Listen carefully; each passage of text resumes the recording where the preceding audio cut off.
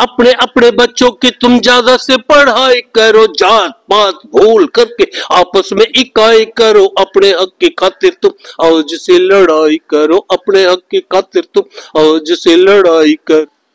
नमस्कार। आज हम मलिकपुर हैं गांव में पहुंचे हैं।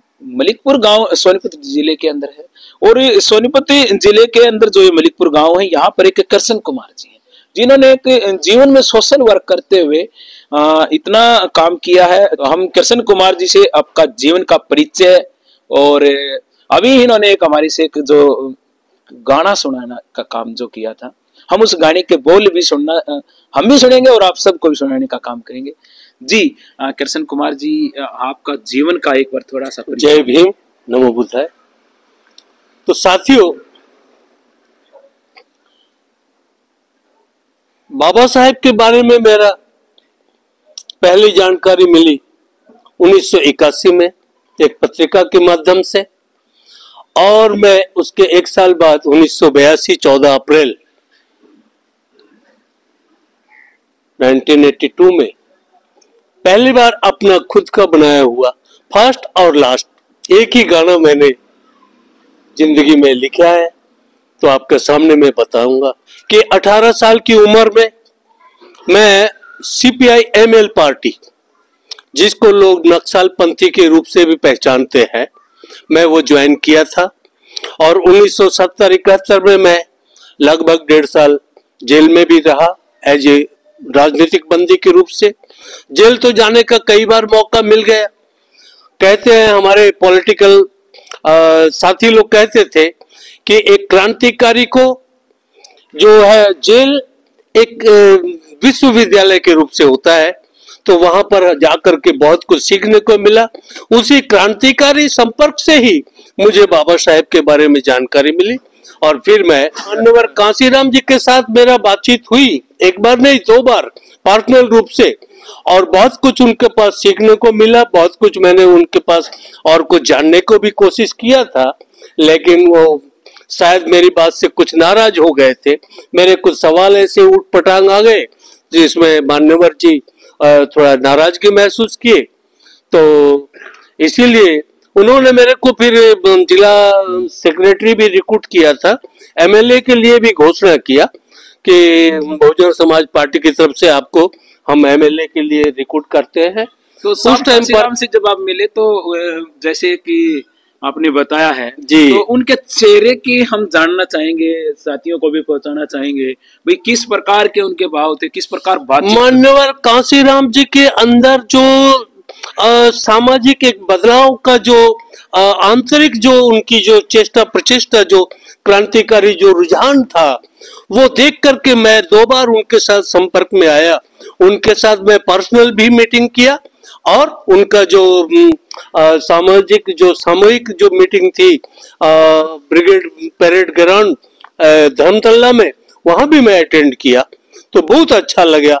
उनके पास से सीखने के बाद तो मैं भी सोच लिया कि जब तक मैं जिंदा रहूंगा तब तक बाबा साहेब के मिशन को लेकर के आगे चलते रहूंगा, और उस मिशन के लिए ही मैं अभी भी अपने दिल में, अभी ऑल ओवर इंडिया में मैं चारों तरफ अपना प्रचार प्रसार के लिए मैं अपना सक्रिय रूप से।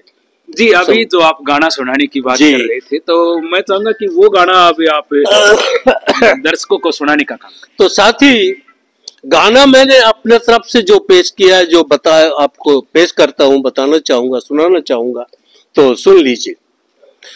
ओ साथियों, एक कथा सुनाऊं मैं, ओ साथियों एक कथा सुनाऊं मैं, इन दलितों के बंधन का इतिहास बताऊं मैं। ओ साथियों एक कथा सुनाऊं मैं, भाई सतयुग द्वापर त्रेता कह के ब्राह्मणों ने ढोंग रचे, हम दलितों को सुधर कह के दया धर्म के भेद रचे। छुआछूत की छाप लगा के धर्म कर्म से दूर रखे। छुआछूत की छाप लगा के धर्म कर्म से दूर रखे। ओ साथियों चक्रांत बताऊं मैं, इन दलितों के बंधन का इतिहास सुनाऊं मैं। ओ साथियों एक कथा सुनाऊं मैं। भाई राजा बलि के साथ धोखा करके सज्जू के महाराज लूटा। द्वापर में भी द्रोणाचार्य ने एकलव्य का अंगूठा काटा। द्वापर में भी द्रोणाचार्य ने एकलव्य का अंगूठा काटा। ओ साथियों वृतांत बताऊं मैं, इन दलितों के बंधन का इतिहास सुनाऊं मैं। ओ साथियों एक कथा सुनाऊं मैं। भाई कलयुग के में बाबा साहेब भीमराव ने जन्म लिया। हम दलितों की मुक्ति खातिर सारा जीवन जहर पिया। कांग्रेस से टक्कर लेके संविधान में हक दिया। कांग्रेस से टक्कर लेके संविधान में हक दिया। ओ साथियों उनको शीश नवाऊं मैं, इन दलितों के बंधन का इतिहास सुनाऊं मैं। ओ साथियों एक कथा सुनाऊं मैं। भाई कांग्रेस जनसंघ सोशलिस्टों ने हम दलितों को लूट लिया। लोकदल जनता जितनी पार्टी हमारे साथ धोखा किया। भाई चारों तरफ नजर घुमा के हमने कम्युनिस्टों को भी देख लिया। चारों तरफ नजर घुमा के कम्युनिस्टों को भी देख लिया। ओ साथियों एक जतन बताऊं मैं, इन दलितों के बंधन का इतिहास सुनाऊं मैं। ओ साथियों एक कथा सुनाऊं मैं। भाई अपने अपने बच्चों की तुम ज्यादा से पढ़ाई करो। जात पात भूल करके आपस में इकाई करो। अपने हक की खातिर तुम आज से लड़ाई करो। अपने हक की खातिर तुम आज से लड़ाई करो। ओ साथियों किसान को काम बताऊं मैं, इन दलितों के बंधन का इतिहास बताऊं मैं। ओ साथियों एक कथा सुनाऊं मैं। धन्यवाद जी। सुना आपने जी, आपने सुना कृष्ण कुमार जी को, जिन्होंने एक 82 में ये बताया जा रहा है कि गाना जो लिखा गाया, पहला और आखिरी जो गाना इन्होंने गाने का जो काम किया, हमें सुनाने का काम किया। और एक जुनून के साथ में हम कह सकते हैं कि इनका देखने का नजरिया, बोलने का नजरिया, उम्र को कोई कह नहीं सकता आवाज के हिसाब से कि 75 साल के जो वृद्ध आज भी इस प्रकार से संघर्ष करने का लिए काम कर रहे हैं, या आवाज को जो है एक बुलंद करने का काम कर रहे हैं।